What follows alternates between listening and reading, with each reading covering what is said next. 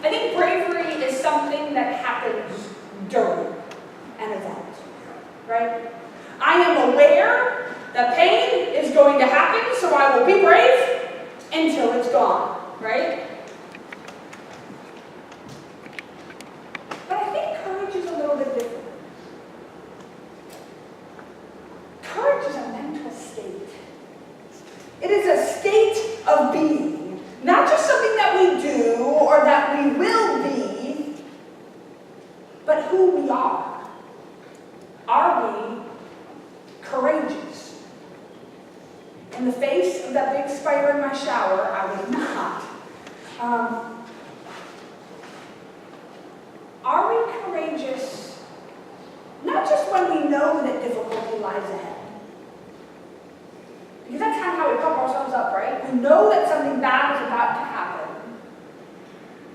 And so we pump ourselves up in order to be courageous just long enough, right? To be brave just long enough. But courage is saying that even when we don't know that something is about to happen, we still exude this character of courage. We have this character of courage to overcome fear, whatever fear that may be. Courage is a part of us. Although I think sometimes we might have more courage than other times, I don't think there's ever a time when we entirely lack courage. Because that's what keeps us going through the difficult times. Because courage comes from God. God has made us, created us, with this courage. Every time I say courage, I want to say it like Caroline Line, courage. Courage. Can't help myself. In the book of Ephesians, and what we just read, now we've been studying Ephesians for the last 5 or 6 weeks. Okay? If you didn't notice, we have read Ephesians from the beginning to the end. We just read the very end of Ephesians. And the entire book is very much about unity in the body of Christ, right? I don't know how many times in the last 5 weeks I've said one church, one body of Christ, right? One. We are one in each other. We are one in God. I'm going to start singing. Isn't there a song? Anyway. Yeah, I don't even know. Okay. Yeah, there's a song like that. But one. We are one church, one body. One, united in one God. Paul was sharing with the Ephesians. He was encouraging them. He was saying, you know what? You live in a divisive church. You have a divisive world. And so stand firm, he told them. Stand firm in the gospel. Now, here's what Paul didn't say. He didn't say be stubborn in the gospel. He said stand firm in the gospel. There's a difference. You didn't know there's a difference? There is. Being stubborn means this is what I believe and nobody is going to change that belief. Right? How dare you think what you think? Standing firm is saying, I know that what I believe is true. These are my core values. These are my convictions. And I believe them wholeheartedly, but I don't believe them so much that let me phrase it. I believe them as part of who I am and what I believe. Right? But that doesn't mean that we point fingers at others. In fact, it's just the opposite. To stand firm in our own beliefs means we can have a conversation together. Doesn't necessarily mean it's going to change my mind or change my core values, but I'm not afraid of what you believe in because I know what I believe. Does that make sense? So Paul isn't saying be stubborn.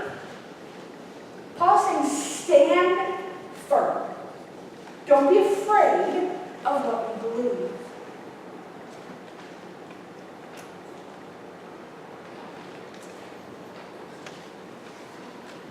I titled my sermon this morning, Lord, where would we go? But after I wrote it, I retitled it. Courage to enter, courage to stay. When we jump over to John's Gospel, one of the first things that he says is this: whoever eats my flesh blood remains in me and I in them. Oh, now, if you had never been in a church before, if you did not grow up in the church, if you were brand new to this church thing, you were already intimidated to even walk in the doors of the church, you don't know what the church is about, you don't know really anything about it, but something has led you to the church. And the first thing you hear out of the preacher's mouth is, "Whoever eats my flesh and drinks my blood remains in me and I in them." Okay, if I were that person, I would stand up and run out of the church as quickly as humanly possible, because the next thing I would think is that they're going to take me out back and we're going to start sacrificing chickens or something, right? I mean, really, it would scare me so much. I would not want anything to do with it. So, whoever eats my flesh and drinks my blood, right? The courage to even enter. The church's story. We say things like that. And it's funny because those of us who have grown up in the church and those of us who have been around, we're like, oh, like that's normal to hear stuff like, let's eat Jesus, right? But to someone who is new, they would hear cannibalism, right? I mean, really, courage. How much courage must it take for a guest or someone who is not a believer to walk into a church? A lot. I mean, a lot. We question all the time, well, why don't people come to church?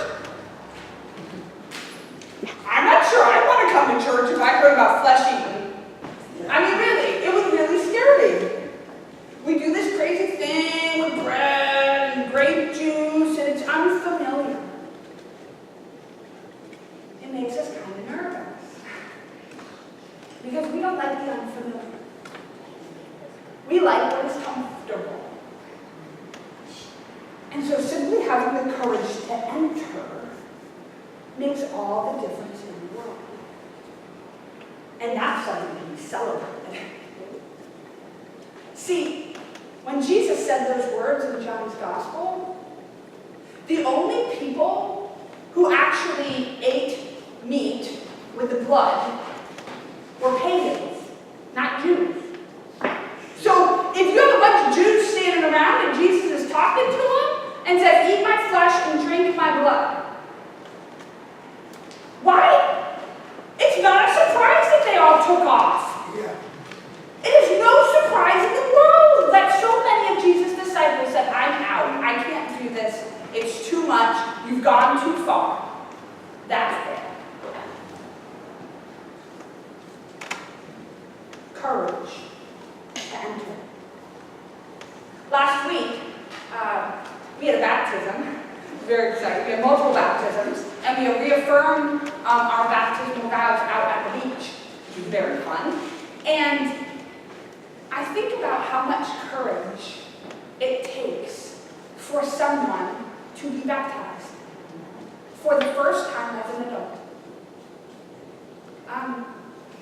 I'm not going to pick on Josh necessarily, okay?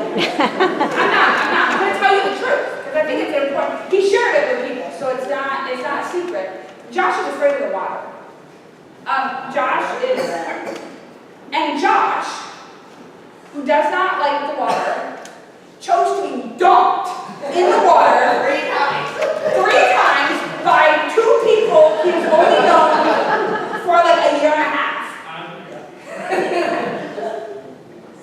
That takes a lot of trust, and it takes a lot of courage.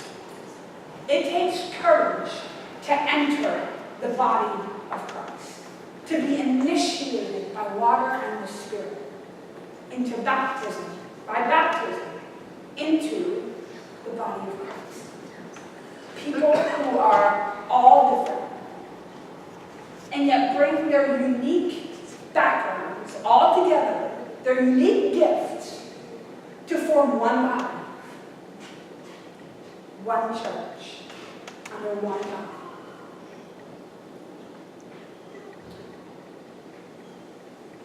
But here's perhaps even the harder part. See, because the courage to enter is only the beginning. Then we have to have courage to stay.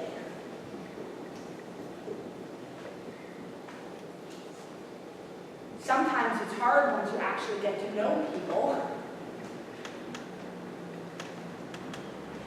But God calls us to stay. This weekend, when I was finishing up my sermon on Friday, I happened to have on the news and I saw that John McCain,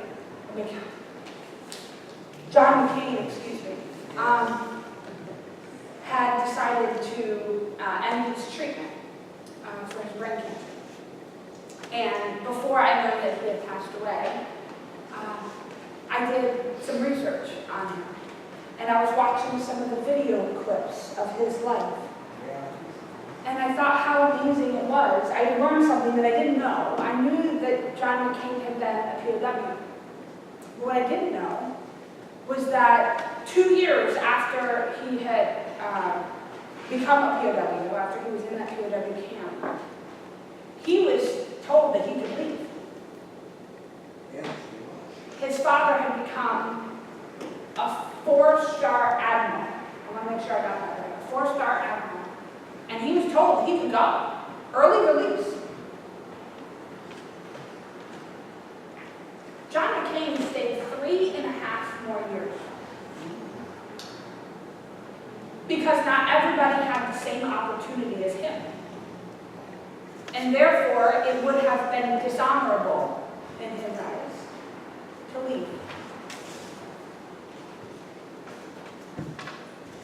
Courage to enter.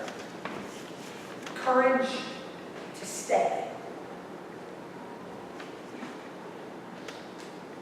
This man, I truly believe, was as much a Christian, if not more, than most people I know. He lived the gospel of Jesus Christ in many ways. He wasn't perfect. None of us are.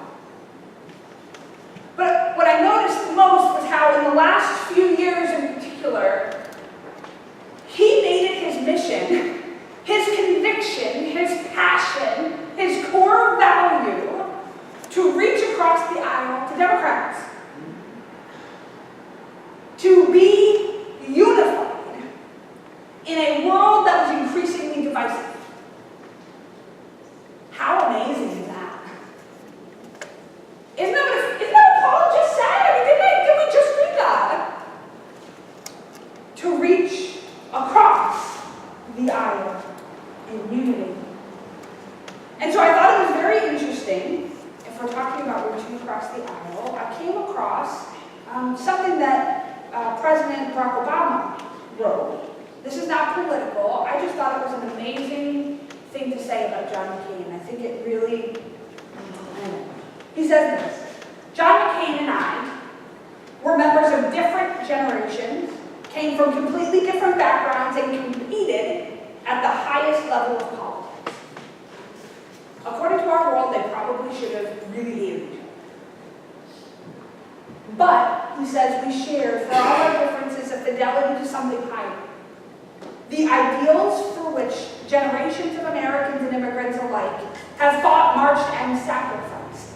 We saw our political battles even as a privilege, something noble, an opportunity to serve as stewards of those high ideals at home and to advance them around the world. We saw this country as a place where anything is possible, and citizenship is our patriotic obligation to ensure it forever remains that way. Few of us have been tested the way John once was, or required to show the kind of courage that he did. But all of us can aspire to the courage to put the greater good above our own. At John's best, he showed us what it means, and for that, we are all in his debt. Courage to enter, courage to stay. At the end of this section of John's Gospel, he speaks with Peter. Everybody is left. He tells the 12, are y'all going to leave too? There's the door. You can go if you want. we know the one who would betray him will eventually leave. But Peter looks and he says, well, where would we go? In other words, why would we go? Why would we have need to leave? He says, because you have the words of eternal life. In other words, you're the real deal. You're the big kahuna. You're the Son of God. You've got everything that we need. In other words, in you, Jesus, we are home. We have everything we need. And yet, so often, like the others, we turn away. And we walk away. Sometimes in this world, there is need to turn away and walk away from the things of this world. Sometimes having courage to leave in certain situations is just as important as having courage to enter or courage to stay. But when it comes to God, I hope and I pray that we will all have courage to stay as close to Him as we possibly can. Because sometimes it's easier to leave than it is to stay.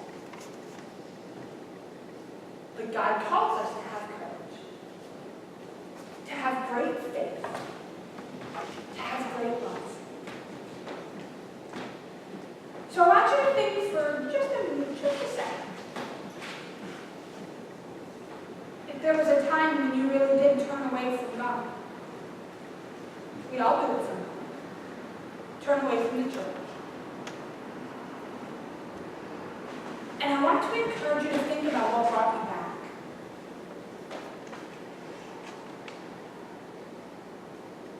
That's courage.